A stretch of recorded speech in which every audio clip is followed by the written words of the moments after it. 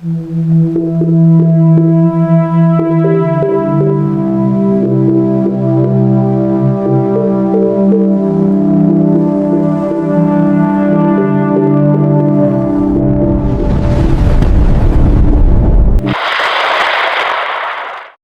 araw po sa inyong lahat. Narito lang po ang pinakalitis nating update sa magiging lagay ng panahon ngayong araw ng Friday, ika-6 ng Marso taong 2026.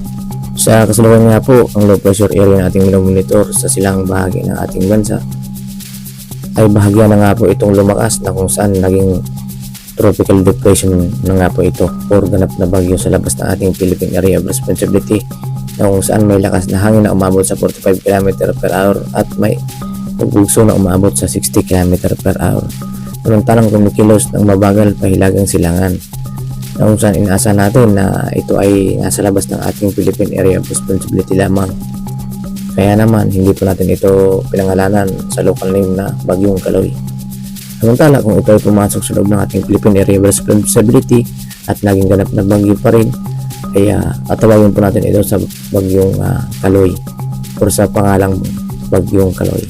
Na kung saan huling namatan ang bagyong ating minomonitor sa may silang bahagi ng ating bansa sa layong 1,800 km east of Davao Oriental, na kung saan ito ko siyang nagdadala ng mga localized thunderstorm lalo na pagsapit ng hapon at gabi, na kung saan sa kasalukuyan nga po ay wala naman po itong direktang epekto sa ating bansa dahil sa malayo naman ito sa ating par, kaya naman hindi ito natin mararanasan or mararamdaman.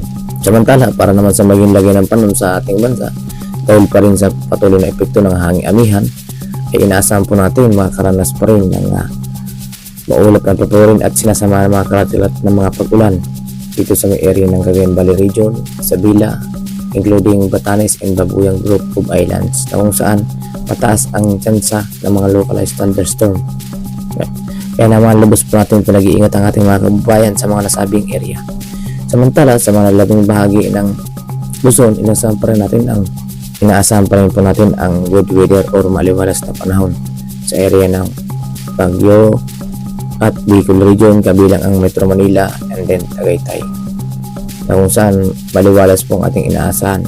Kaya naman, para naman sa maging agos ng temperatura sa Luzon, asahan pa rin po natin magkakaranas ng maalinsangang panahon dito sa Mayligas na maabot sa 24 hanggang 32 degrees Celsius, Tugigaraw 22 hanggang 32 degrees Celsius, Lawag 24 hanggang 32 degrees Celsius, Baguio 16 hanggang 25 degrees Celsius. Samantalang Metro Manila, inasahan pa rin po tayong mainit na panahon kung saan umabot sa 24 hanggang 33 degrees Celsius, Tagaytay 20 hanggang 30 degrees Celsius. Kaya naman kung kayo ay lalabas ng inyong tahanan, ugaliin pa rin magdala ng payong o kaya naman sombrero dahil sa matinding sikat ng araw na ating inaasahan. At para naman sa magiging lagyan ng panahon dito sa Visayas, including Palawan and then Mindanao, inaasahan po natin ang good weather na kung saan mababa na ang tsansa ng mga pag-ulan. Na kung saan nga po dito sa area ng Visayas at Mindanao, mababa na nga po ang tsansa ng mga pag-ulan at mga localized thunderstorm. Kaya naman inaasahan po natin na makakaranas pa rin ng improving weather or maaliwalas na panahon. Kaya magiging malinsangan po ang panahon ating inaasahan dahil sa mainit na ang ating inaasahan ng mga temperatura. At para naman sa maging agad ng temperatura dito sa Tacloban, inaasahan po tayong 24 hanggang 32 degrees Celsius, 26 hanggang 32 degrees Celsius naman dito sa Cebu, Iloilo 26 hanggang 32 degrees Celsius. Samantalang dito naman sa may Mindanao, inaasahan po natin ang 25 hanggang 33 degrees Celsius dito sa may Davao. Samantalang sa may Cagayan de Oro, 25 hanggang 32 degrees Celsius. Zamboanga Peninsula, 25 hanggang 34 degrees Celsius ang ating inaasang agwat ng temperatura. Ating makakaranas ng maiinit na temperatura na lubos na mapanganib pa rin sa ating mga kababayan kung kayo ay may mga activity sa tirik na araw. At para naman sa may lagyan ng panahon dito sa may Calayan Islands, 26 hanggang 31 degrees Celsius, Puerto Princesa 25 hanggang 32 degrees Celsius. Kaya naman improving weather pa rin ng ating inaasahan sa halos buong bansa. At parang nasa may lagyan ng panahon dito sa ating karagatan, inaasahan po rin natin ang slight to moderate ang maging lagyan ng alon dito sa may silang bahagi ng ating seaboard, dito sa may Luzon, Visayas at Mindanao. Na kung saan maging alerto lang po tayo at mag-ingat sa biglaang pagtaas ng mga pag-alon.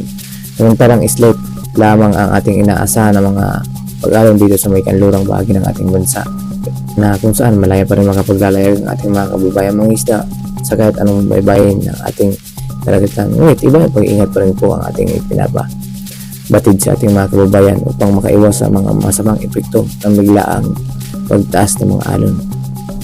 At yun nga pong pinakalitis nating update sa magiging lagay ng panahon ngayong araw ng Friday, ika-6 ng Marso taong 2026. Ingat po tayong lahat, manatiling maging alerto at updated sa panibagong ulat para namin ilabas.